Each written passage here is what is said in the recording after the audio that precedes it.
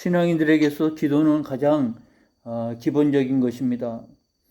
그런데 가장 기본적이면서도 우리가 사실은 뭐 특별하게 배우거나 훈련하거나 하는 경우는 많이 드문 것 같아요. 그냥 교회 생활 하다 보니까 자연스럽게 익숙해지는 것 같고, 기도라는 것 자체가 뭐 우리가 근본적으로 하나님 앞에 우리가 원하는 것을 빈다고 하는 우리 조상들이 했던 것과 같은 개념으로 하기 때문에 뭐 위급한 순간에 우리가 하나님 앞에 구한다고 할 때 뭐 특별한 교육과 훈련이 필요할까, 아마 그런 생각들을 가지고 우리가 신앙생활을 해오지 않았을까 싶습니다. 그래서 기도에 대한 특별한 교육이나 훈련 없이 그냥 기도하는 일들이 있어지고 그 속에서 자연스럽게 배워지는 부분이 없잖아 있어요.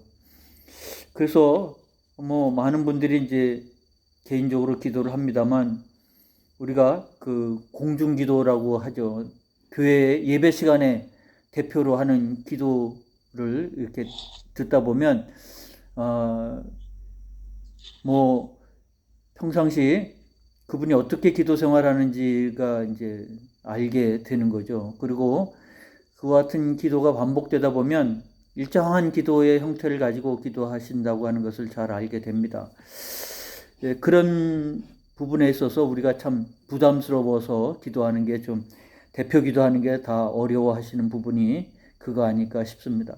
뭐 개인 기도는 얼마든지 하나님 앞에 기도하는데, 대표 기도는 우리가 기도하는 것뿐만 아니라 많은 사람들이 그 기도를 같이 듣고 또 그야말로 이해도 되기도 하고 아멘하기도 하고 또 때로는 원치 않게 평가도 되기도 하고 그런 부분이 있잖아요. 저는 이제 뭐 신앙생활 적지 않게 했습니다. 목회도 30년 넘게 하는 과정에서 제가 참 기도를 참 잘하신다.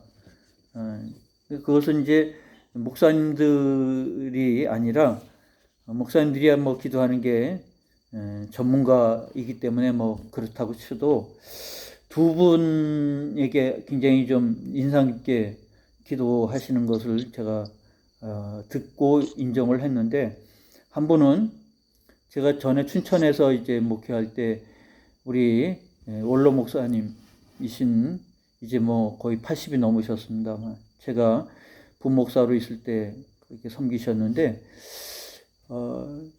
그 교회는 이제 대신방을 봄, 가을로 해요. 1년에 2차례씩 대신방을 하는데, 그래서 이제 담임 목사님과 그 부목사 두 사람에서 세 팀이 나눠서 이제 이렇게 대신방을 합니다. 근데 여전도사님이 두 분이었기 때문에 세 팀이어야 되는데 여전도사님 두 분밖에 안 계시니까 한 팀은 여전도사님이 없이 해야 되잖아요. 그래서 그 분은 이제 사모님이, 원로 목사님, 그때는 이제 담임 목사님이셨죠. 사모님이 이제 동행을 하셨는데, 그 제가 하는 이제 팀에 사모님이 같이 하셨어요. 그래서 꽤 오랫동안 이제 대신방 대원으로 함께 하셨는데, 제가 이제 그 대신방 할 때 한 구역씩 하잖아요. 보통 적으면 5, 많으면 한 10가정 이렇게 되는데 굉장히 바쁘게 분주하게 해야 됩니다. 근데 처음 이제 그날 대신방 가서 첫 가정에서 기도할 때 제가 꼭 첫 번째 기도는 그 사모님을 기도를 시켜요. 사모님의 기도를 뭐 매일 듣다시피 하는 거죠. 근데 그분은 어렵게 기도하지도 않아요. 아주 쉽게. 근데 정말 하나님 앞에 조곤조곤 얘기하듯이, 그래서 참 기도를 쉽게 하신다고 하는 느낌이 들었어요. 그러면서도 또 듣는 사람, 저도 그렇고, 저는 이제 하루 종일 그 대신방을 해야 되니까 그 설교들이 머릿속에 꽉 차가지고 뭐 잘 들어오지도 않은 상황인데도 불구하고, 제가 몇 번 시작하면서, 그래, 첫 번째 기도는 사모님이 하셔야겠다. 그 기도를 들으면서 저도 많이 차분해지고, 또 듣는 그 과정이, 제가 볼 때는 굉장히 위로가 되는 기도를 해줘요.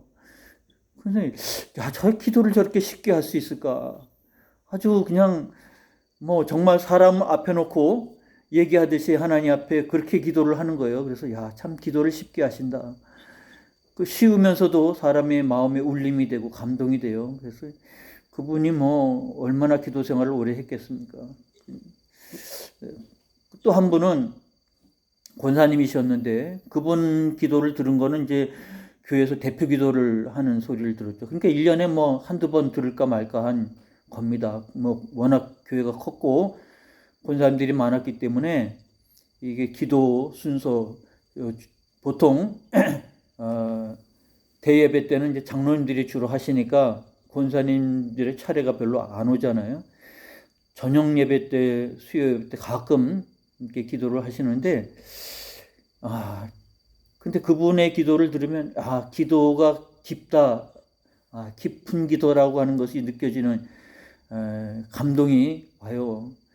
그래서 처음에는 그분이 누군지 잘 몰라서 그랬는데, 나중에 이제 알고 보니까 그 남편 되시는 집사님이 허리가 아파서 멀쩡하게 이제 병원에 갔다가 그야말로 하반신 마비가 돼서 나온 거예요. 그러니까 쉽게 말하면 좀 의료사고 비슷하다고 할 수 있을 것 같아요.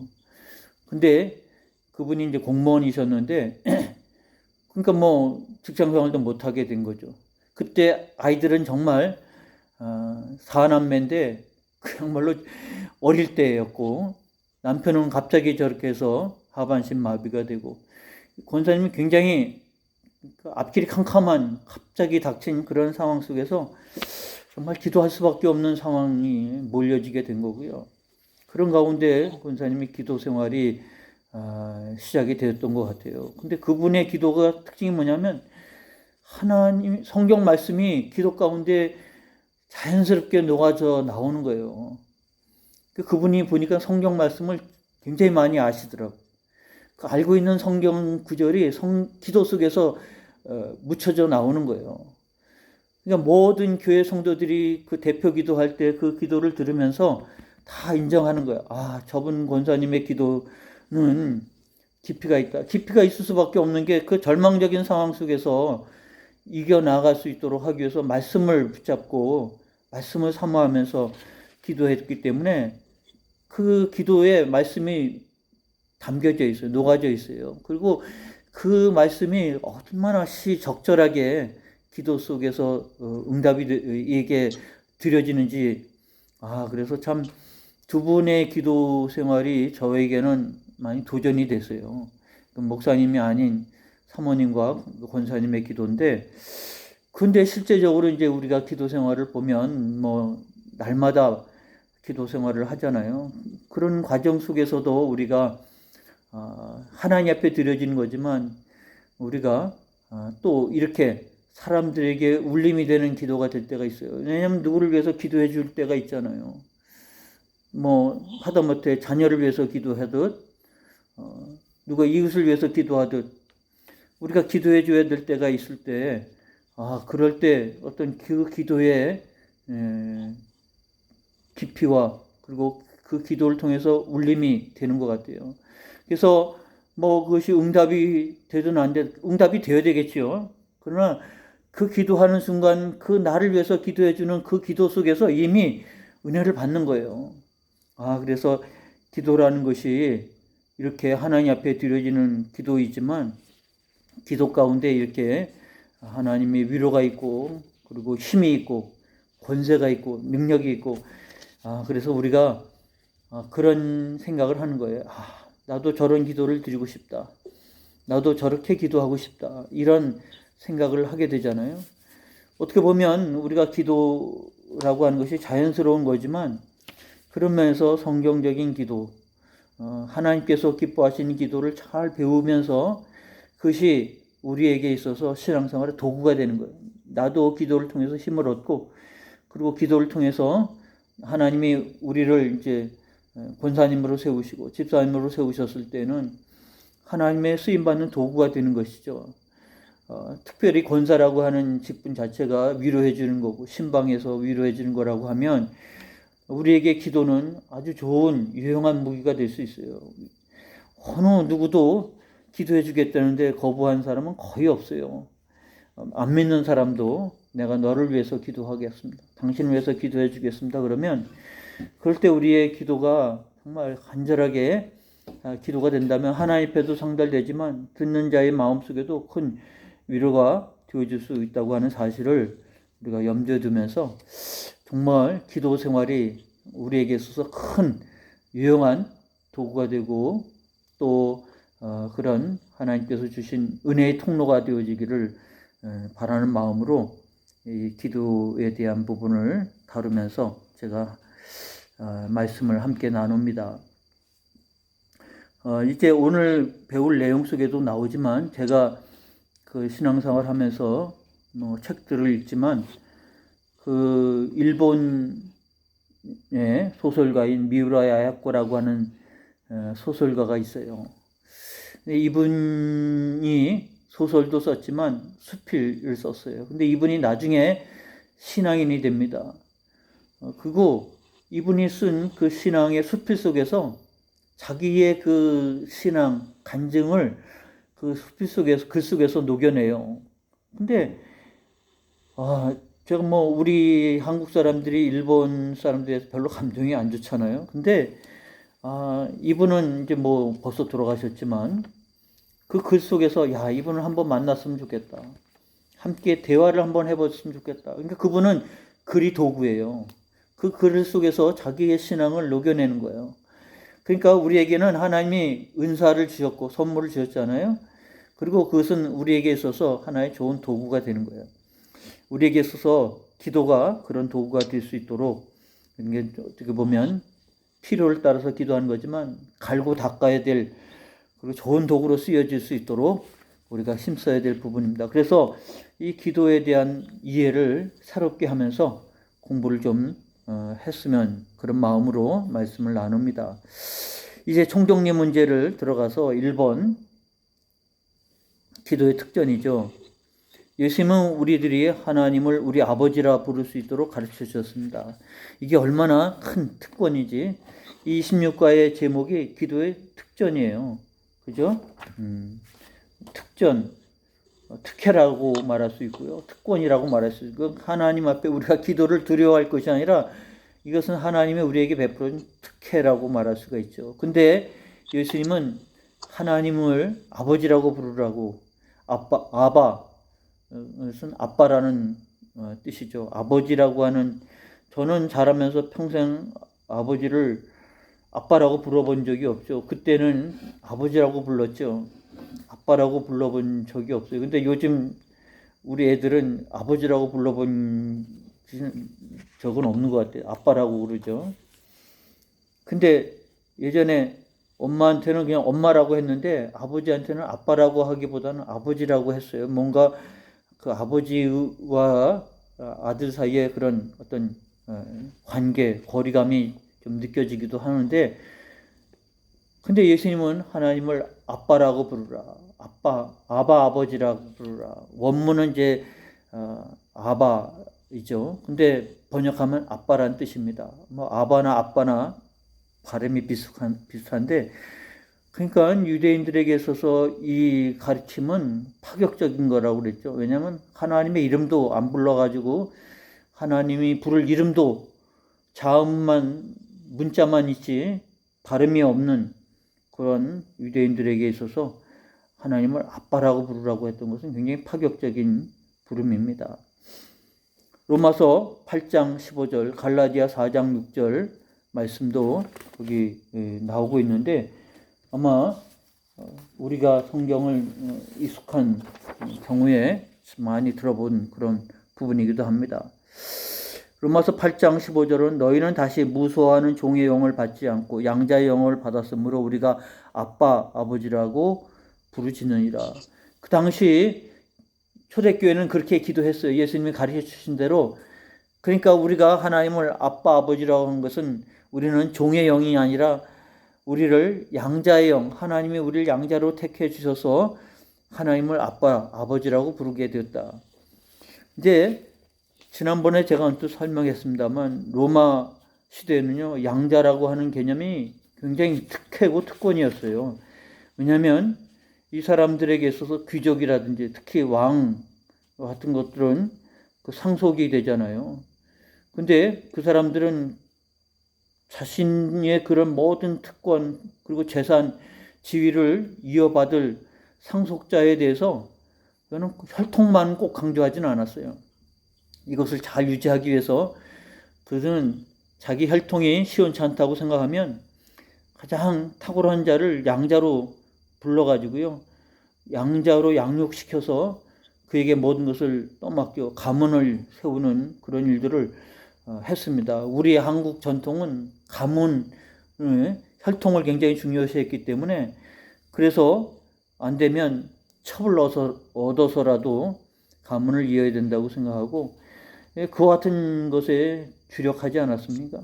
그건 다 그런 것인데 로마 시대의 귀족들은 그렇게 혈통을 중요시하긴 했겠지만 그렇게 우리처럼 하진 않았어요. 그래서 그들에게 양자라고 하는 개념은 굉장히 익숙한 개념입니다. 그리고 다 생각을 하는 거예요. 장래에 자기의 후계자를 생각하면서 누가 이것을 일으킬 것인가. 혈통 가운데 있으면 다행인데 없으면 뭐 서슴없이 양자를 데려다가 교육시켜서 훈련시켜서 계승케 해요. 황제도 그렇게 합니다. 그렇기 때문에 이 로마 시대 때 양자라고 하는 것은 그냥 특혜예요. 그리고 양자로 뽑힌 것은 그야말로 특권이잖아요. 그뭐 어두운 자식이라고 생각하지 않았어요. 가장 탁월한 자, 합당한 자를 뽑아서 세운 거예요. 상속자가 되는 거예요. 그래서 성경에서 그 개념을 그대로 차용을 했기 때문에 우리도 하나님의 백성이 아니잖아요. 혈통적으로. 그 혈통이라고 하는 것은 이제 아브라함의 자손이 아니지만 그러나 하나님은 우리를 불러서 양자로 삼으셨어요. 그래서 로마서 8장 15절이라고 거기 나와 있는 구절, 우리는 종의 영을 받지 않고 양자의 영을 받았으므로 하나님의 영이 우리 가운데 있으므로 하나님의 영으로 우리가 하나님을 아빠 아버지라 부르게 했다. 이게 특권이죠. 갈라디아 4장 6절도 마찬가지입니다. 너희가 아들이므로 하나님이 그 아들의 영을 우리 마음 가운데 보내사 아빠 아버지라 부르게 하셨느니라. 그러므로 하나님을 아빠 아버지라고 부를 수 있게 하신 것은요 특혜고 특권인 거예요. 우리가 그것을 그렇게 인식을 못할 수가 있는데 이것을 묵상해 보면 하나님을 아빠 아버지라고 부를 수 있는 것 자체가 우리에겐 큰 은혜고 특권이라는 사실을 알게 됩니다. 그래서 기도는 여기서부터 시작을 하는 거예요. 아빠 아버지라 부르면서 기도하는 거죠. 총정리 두 번째 문제입니다. 기도는 하나님께 말씀드리는 것이다. 기도는 하나님과 더불어 대화하는 것이다. 이 두 가지 정의 중에서 어떤 것이 더 정확한 기도를 규정하고 있는가? 273쪽 B번 그 접근의 두 번째에 그 규정이 되어 있어요. 기도라고 하는 것은 하나님께 말씀드리는 것이 맞지만 정확한 표현이 아니에요. 하나님과 더불어 대화하는 것이다. 그래서 기도는 일방적인 게 아니에요. 우리는 기도할 때 자꾸 일방적인 기도를 할 때가 있어요. 왜냐하면 아랜다고 내 사정을 말한다고 이해하고 있기 때문에 그렇게 기도하고 그냥 서둘러서 기도를 마칠 때가 있습니다. 그런데 기도의 정의는 내가 필요한 것을 하나님께 말씀드리는 것이 다가 아니고 하나님과 더불어 대화하는 것이기 때문에 그래서 계시록에 말씀한 것처럼 성령이 교회에게 하시는 말씀을 들을지어다. 들을 기회가 있어서 말씀하심을 들을 수 있어야 돼요. 근데 이 듣는 게 기도 가운데 있어요.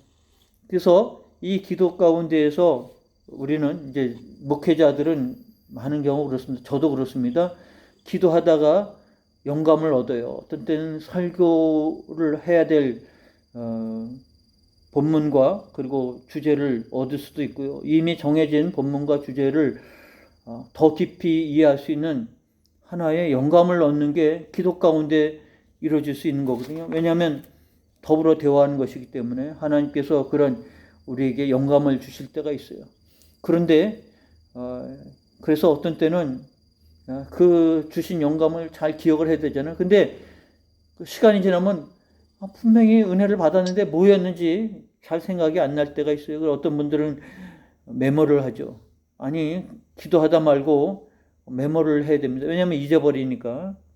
근데 이제 젊을 때는 자꾸 그거를 또 생각하니까 웬만하면 잊어버리진 않지만, 그러나 중요한 것은 기도라고 하는 것은 하나님과 더불어 대화를 한다고 하는 이 개념을 우리가 마음속에서 새겨놓는 겁니다. 그러니까 내가 일방적으로 하나님 앞에 기도하지만 기도 가운데 하나님이 방향을 주셔요. 내가 필요한 것을 하나님 앞에 기도하지만 그 기도 가운데 하나님께서 내게 마음을 주셔요. 이게 옳은 것인가, 바른 것인가, 아니면 내가 더 힘써야 될 것인가, 기도에 대한 이해를 그리고 방향을 하나님께서 기도 가운데 하시기 때문에 하나님께서 말씀하신 바를 내가 듣겠다고 하는 마음으로 기도하는 것이 중요하다라는 것입니다. 그래서 이게 기도에 대한 정의라고 하는 것은 내가 기도를 정확하게 이해하는 것이고, 이해함에 따라서 그렇게 우리가 기도 생활을 하는 것이기 때문에 오늘 여러분 배운 것을 바탕으로 해서 기도 생활이 일방적으로 아래는 기도 멈추지 않고 대화, 하나님이 말씀하신 바를 들을 수 있는 기도로 나아가는 기회가 되시길 바랍니다. 세 번째, 하나님은 우리에게 어떻게 말씀하신가? 이건 하나님께서 우리에게 말씀하신 바라고 말하잖아요. 그거는 C번의 3번입니다. 하나님 우리 가운데 더불어 이야기하시면서, 어딘지 아시겠죠? 273조 A번, B번, C번 이렇게 나오잖아요. C번 그 방향이에요. 그 방향에서 3번이에요. 1번, 2번, 3번이잖아요. 하나님을 향해서만이 아니라 하나님과 더불어 기도하는 거고, 하나님 앞에 우리가 상황을 아뢰는 수단으로 말하는 것만이 아니라 중요한 것은 세 번째입니다. 하나님께서 기도 가운데 우리와 더불어 이야기하셔요. 이야기하시면서 하나님이 자신의 마음을 열어놓으시려고 하시고, 또한 자신의 뜻을 우리에게 계시하시고 그 길을 우리에게 가르쳐 주시려고 하신다. 이게 기도 가운데서 하나님이 우리에게 말씀하시는 부분이고 내용인 거예요. 그게 이제 거기 나온 본문의 야고보서의 내용이고, 또 빌립보서의 내용이고, 그 내용이 뭐냐면 여러분 지난번에 말씀한 거 야고보서 1장에 보면 마지막 2절부터 나오지만 5절의 말씀을 보면, 너희 중에 누구든지 지혜가 부족하거든 모든 사람에게 후히 주시고 꾸짖지 아니하신 하나님 앞에 구하라. 그리하면 주시리라. 뭘 주시냐면 지혜예요. 여기서 지혜라고 하는 것이 뭡니까? 내 형제들아, 너희가 여러 가지 시험을 당하거든 온전히 기쁘게 여기라. 시험이 기쁘게 여겨질 내용은 아니잖아요. 여기서 시험이라고 하는 것은 우리가 이제 오늘 내용도 배웁니다만 시험이 두 가지예요. 우리나라 번역은 똑같은 시험이지만 물론 히브리어는 분명히 구분이 되고 영어로도 구분을 합니다. temptation이라고 하는 단어는 유혹한다고 하는 것입니다. 또 테스트, 우리가 시험 본다, 입학 시험을 본다, 시험 볼 때 테스트 하잖아요.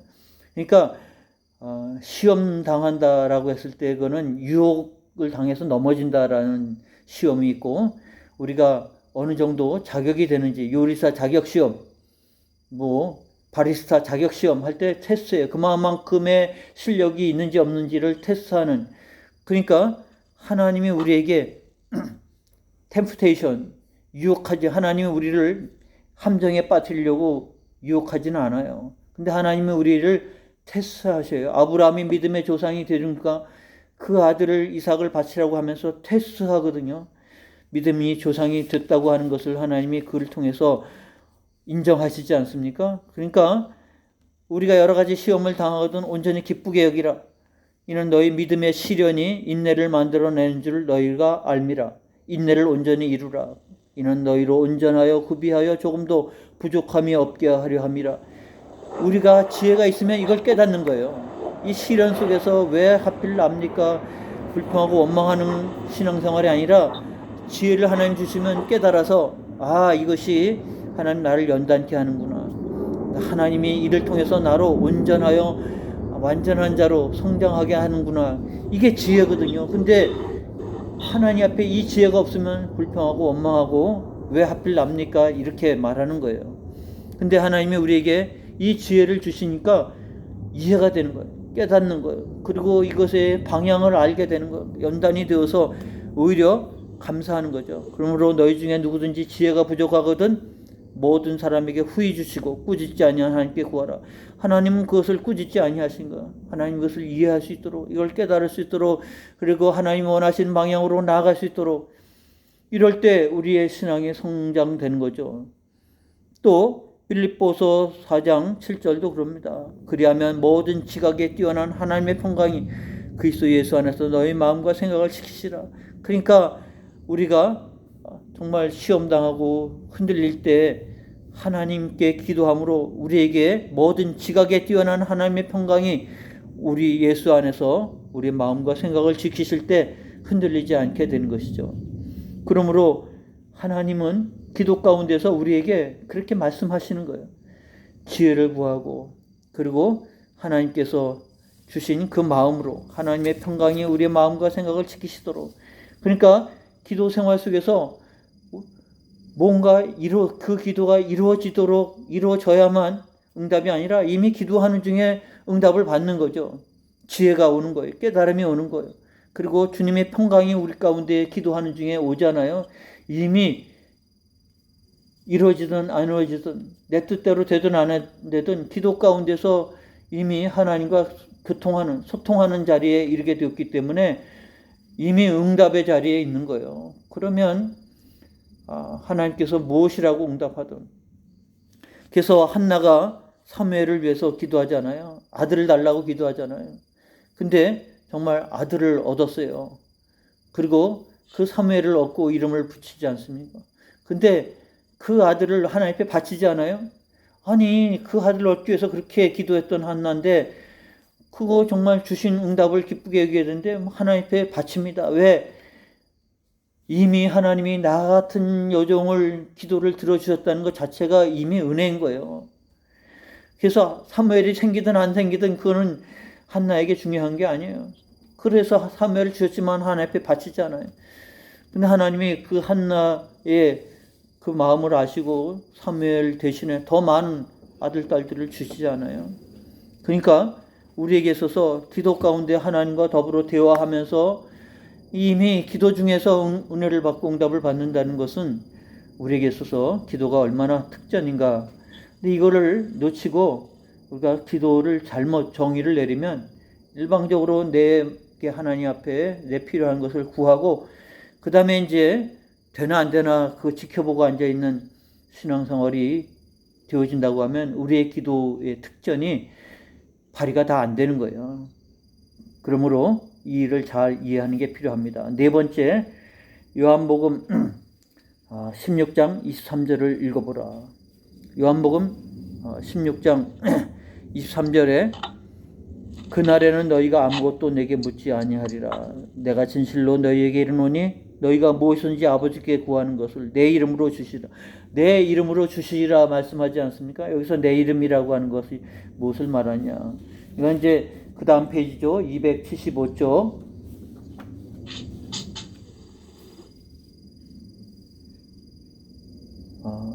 A번의 두 번째입니다. 그죠? 이 예수님의 이름은 주문처럼 사용되는 게 아니에요. 그것은 또 이것을 함으로 인해서 예수 이름으로 기도한다고 해서 내가 모든 거 원하는 거 다 구한 다음에 예수 이름으로 기도했기 때문에 무조건 응답된다고 이해하는 것은 바른 이해가 아닌 것입니다. 그래서 우리는 기도 생활에서 이 일들을 잘 이해하고 예수 이름으로 라고 하는 것은 우리의 기도가 주님의 마음과 일치되어야 된다. 그래서 끝에 아멘 하잖아요. 그 아멘이라는 것은 진실로 또 믿습니다 그런 뜻인데 그것은 우리의 기도가 주님의 기도와 일치가 되는 거죠. 내가 지금 기도했지만 하나님께서도 그 기도를 기쁘게 여기실 뿐만 아니라 그래서 솔로몬이 앞에 1000번제를 드릴 때 하나님이 그에게 나타나서 구하라 하나님께서 주신다고 그러지 않습니까? 근데 솔로몬이 뭘 구했는지 아시잖아요. 지혜를 구하지 않아요. 그 지혜는 왕으로서 백성들을 다스리고 통치해야 되는데 제일 시급한 문제는 재판이에요. 최종 재판 권한이 왕에게 와 있는데 그 사람들의 사정, 그 재판을 위해서 나와서 하는 얘기가 다 사실 기가 막힌 이야기들이 나오는데 그걸 어떻게 재판을 합니까? 그 중에서 아들이 누구 아들이냐 갖고 재판한 얘기 잘 아시잖아요. 성경에 나온 얘기. 그거 어떻게 판단을 합니까? 그러니까 솔로몬이 그 일에 대해서 부담감을 가진 거예요. 왕이라면 그들의 기도를 듣고, 그들의 이야기를 듣고 판단을 해줘야 되지 않습니까? 모든 사람이 다 공감하고 과연 무릎을 쳐야 되는데 솔로몬이 그 일이 너무 부담스러운 거예요. 그래서 하나님이 구하라고 했을 때 서슴없이 지혜를 구했어요. 재판할 수 있도록, 잘 지혜롭게 할 수 있도록. 하나님이 그걸 기쁘게 여기셨잖아요. 재산을 구한 것도 아니고 왕이 권은 강화를 위해서 기도한 것도 아니고 또 장수 오래 사는 것도 구한 것도 아니고 원수를 제압하는 것을 구한 것도 아니고 많은 기도 가운데 지혜를 달라고 한 하나님이 그 마음을 기쁘게 여기셔서 축복했잖아요. 구하지 않은 것까지 다 주셨잖아요. 그러니까 예수 이름으로 기도한다는 것은 이미 그 기도 속에서 주님의 마음을 그렇게 기쁘게 하는 기도가 되는 것이죠. 우리가 기도할 때 그래서 정말 얼마나 다급해서 기도할 때도 있지만 그러나 그 기도가 하나님 마음에 일치되는 거죠. 일치되는 기도가 되어야 됩니다. 그래서 솔로몬의 간구를 듣고 하나님 마음이 흡족해 하신 것처럼 어쩌면 예수님의 이름으로 기도한다는 것은 주님의 마음과 우리 마음이 일치한다는 것이죠. 5번도 빌립보서 2장 5절로 7절을 읽어보라. 바울이 말하는 예수의 마음이란 도대체 무엇인가? 주님의 마음과 일치한다고 하는데 그것은 여러분 빌립보서 2장 5절과 7절에 너희 안에 이 마음을 품으라. 그죠? 종의 마음입니다. 우리에게 늘 말씀한 것처럼 종의 마음으로 기도하는 것이죠.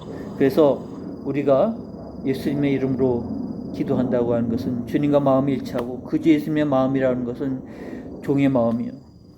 주님과 더불어 함께. 그래서 우리의 기도 속에 이 성도가 기도하면서 기도하는 그 마음의 중심이 예수님과 함께 닮아가도록 종의 마음을 품을 수 있도록 기도하는 겁니다.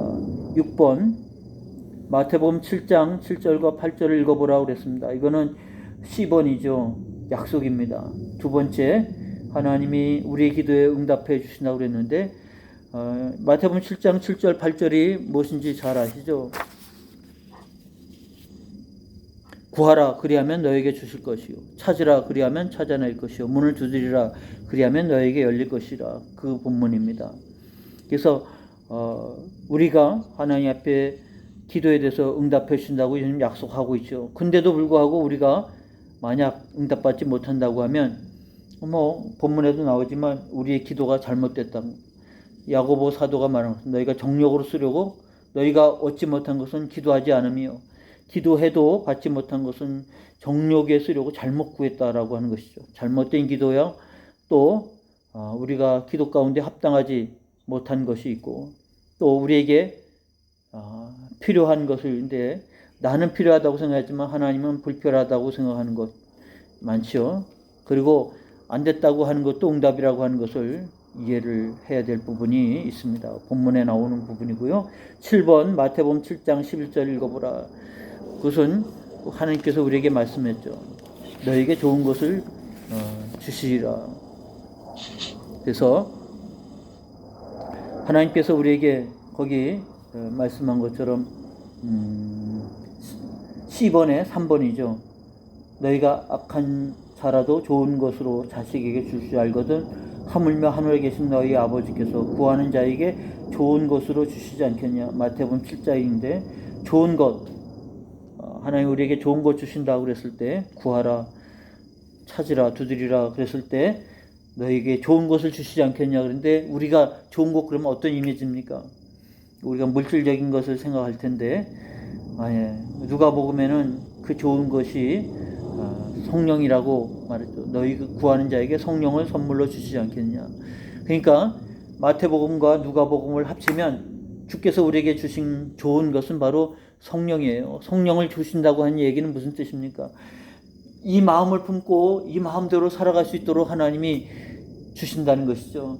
우리가 구하고 찾고 두들겨야 되는 것은 이 마음으로 살아갈 수 있도록 하나님께 찾고 구할 때 주께서 그것을 이룰 수 있도록, 그것을 행할 수 있도록 주시지 않겠냐, 그런 뜻입니다. 그러니까 이거는 뭐 아전인수하면 안 되죠. 내 생각에 좋은 것이 내 생각에 좋은 것이 아니에요. 하나님께서 우리에게 주신 좋은 것을 주시지 않겠냐는 것은 주의 뜻대로 살 수 있도록 성령을 주시지 않겠냐는 거예요. 성령에 충만해서 주의 뜻대로 살도록 하나님께서 그런 약속하신 바예요. 그 약속은 주의 뜻대로 살 때, 그렇게 살려고 기도할 때 하나님 좋은 거 주시지 않겠냐, 성령을 주신다고 말씀하고 있는 것이기 때문에 우리 기도 생활이 철저하게 이와 같은 기도 생활이 되어야 되는 것입니다. 8번이죠. 마태복음 6장 25절을 읽어보라. 예수님은 어떤 요지로 말씀하고 있습니까? 그러므로 내가 너희에게 이르노니 목숨을 위하여 무엇을 먹을까, 무엇을 마실까, 몸을 위하여 무엇을 입을까 염려하지 말라. 목숨이 음식보다 중하지 아니하며 몸이 의복보다 중하지 아니하냐. 그랬으니 주께서 말씀하신 바의 의미가 무엇이겠습니까? 주께서 우리에게 좋은 것 주시려고 하는 것, 그것은 바로 생명과 같이 귀한 것을 주셨습니다. 하물며 그 생명을 유지하도록 하나님께서 우리에게 모든 것 주시지 않겠느냐, 그렇게 말씀하고 있다고 하는 사실을 이해해야 되죠. 가장 귀한 생명을 우리에게 주셨는데 그 생명이 하나님의 나라를 위해서, 주의 영광을 위해서, 그리고 우리가 그것을 유지하는 데 있어서 필요한 것, 그 나라와 의를 구할 때 모든 것 더해 주신다고 하는 약속이 우리에게 완성되지 않겠습니까? 그러므로 염려하고 근심하지 말 것이라. 9번 문제, 하나님께서 공급해 준다고 약속하신 것들은 우리가 필요한 것들이며 우리가 욕심을 내는 것이 아니라 둘 사이의 차이가 분명히 있다는 사실을 알지요. 우리가 하나님께 우리가 필요한 것에 대해 얼마만큼 요구해야 되나? 우리가 필요한 것 전부 다 요구해야 됩니다. 왜 그것들에 관하여 기도해야만 하는가? 그것은 하나님께서 우리에게 공급해 주신 자라고 하는 것을 이해하는 거고 인정하는 거고 고백하는 거예요. 당연하다고 생각할 것이 아니고 하나님 앞에 우리가 그런 마음으로 구한다고 하는 것은요, 하나님은 그 모든 것의 원천이시며 공급하실 수 있는, 그래서 내가 생명이 내 생명이 아닌 거예요. 내게 생명을 더해 주신 것에 대해서 내가 감사하고 내가 주 앞에 서는 날까지 기력이 쇠하지 않고, 그리고 하나님 앞에 이와 같이 은혜의 삶을 살아가는 것, 그것은 하나님이 그 모든 것의 주인이라고 하는 고백 속에 드려지는 것입니다. 그러므로 우리는 우리가 무엇을 먹을까 마실까 염려하고 우리의 욕심을 따라 구하는 것이 아니라 하나님이 우리에게 필요한 모든 것, 주님께서 우리를 부르시는 그날까지 이 땅에서, 지상에서 주님의 일들을 완수할 수 있도록 하기 위해서 모든 것 주시죠. 그리고 그것을 우리가 구하는 것은 모든 원천이 하나님께 있다고 하는 고백이에요. 그래서 지난주 여러분 주일 말씀이 뭡니까? 접붙임 아닙니까? 참 감람나무에서 가지가 부러졌는데 돌 감람나무에 우리가 접붙여서 그 진액을 받지 않습니까? 그러니까 우리가 원천히 하나님께로부터 접붙임을 받고 이제는 거기서부터 모든 진액을 받는 거죠. 우리 스스로 뭔가를 만들어내는 게 아니에요. 나는 포도나무여 너희는 가지니, 너희가 내 안에 붙어 있을 때 공급받는 거 아닙니까? 우리가 늘 그런 마음으로 우리의 삶은 당연한 게 아니고 공급받는 겁니다. 하나님, 내가 다 알아서 할 텐데 필요한 요것만 하나님 더해 주시면 됩니다. 이렇게 신앙생활하는 게 아니잖아요. 내가 다 알아서 할 텐데 내가 기도하는 요것만 하나님이 더해 주시면 됩니다. 더 이상 관여하지도 말고 참견하지도 말고, 우리가 그런 기도 생활을 하면 안 되잖아요. 모든 원천이 하나님께로부터 다 오는 것이라고 하는 신앙 고백 속에서 주님의 나를 주장하도록. 그래서 10번이 그겁니다. 우리는 하나님의 나라를 위해서 주장하는 자세. 그래서 기도함으로써 우리는 하나님께 조언을 하는 자의 자격으로 섬기게 된다. 기도함으로써 우리는 하나님께서 우리 생활을 지배해 주시도록 모든 것을 맡긴다. 두 가지 기도 생활이 되는 겁니다. 정의를 어떻게 내리냐에 따라 다른 거죠. 하나님 앞에 조언한다는 것은 내가 다 하고 필요한 요것만 하나님이 해주시면 됩니다. 이런 기도 주장하는 자세로 하나님 앞에 기도할 우리가 되어서는 안 되는 거죠. 기도함으로 하나님이 우리의 모든 것을 다 주인이시고 소유주이시고 다스리시는 분입니다. 라는 신앙 고백이 기도 가운데 나와야 되는 것이죠. 그래서 그런 기도를 우리가 해 가야 되는 것입니다. 제가 공부 시작하면서 부분 기도 생활을 말씀드렸잖아요. 우리 그 사모님은 아직도 생존해 계세요. 제가 이제 명절 때마다 꼭 가서 뵀는데 목사님이 그 대상포진이 오셨는데 그 통증이 안 가시고 지금 10년 가까이 아주 그 통증이 심하셔요. 그래서 명절 때마다 제가 가서 뵀는데 작년 올해는 이제 코로나 때문에 아주 기저질환이 있어가지고 문 앞에서 그냥 선물만 드리고 인사만 하고 오는 그런 상황이 되어버렸습니다만, 그분 사모님은 지금도 이제 뵀죠. 그렇게 기도합니다. 근데 그분의 기도가 굉장히 인상 깊었다. 그리고 권사님 한 분의 기도가 인상 깊었다는 것은 제가 오늘 기도의 정의를 내린 것처럼 그런 기도가 느껴지는 거예요. 하나님께 그야말로 대화를 하는 거예요. 하나님 앞에 필요한 것을 구할 뿐만 아니라 이 모든 것이 하나님께로부터 시작됐다고 하는 것, 하나님이 허락해 주신다고 하는 것. 그래서 그 기도를 들으면 그 기도가 응답되면 당연히 되어야 되고 감사하지만 기도를 듣는 것만으로도 위로가 되는 거. 그래서 첫 번째 집에서 제가 신방하면서 이제 설교를 해야 되잖아요. 설교하기도 전에 이미 기도를 통해서 은혜를 받아요. 근데 매일 그러는데 매일 그러고 있어요. 그래서 참 기도 생활이라는 게 그 연륜이 있구나, 깊이가 있구나, 통해서 저를 늘 돌아보는 그런 기회를 삼기도 합니다. 근데 그것은 다른 게 아니에요. 우리가 26과의 내용을 잘 살펴보면 그런 기도가 기도 속에서 녹아지니까 그렇게 은혜를 끼치고 감동을 끼치는구나 라는 생각을 해보게 되는 겁니다.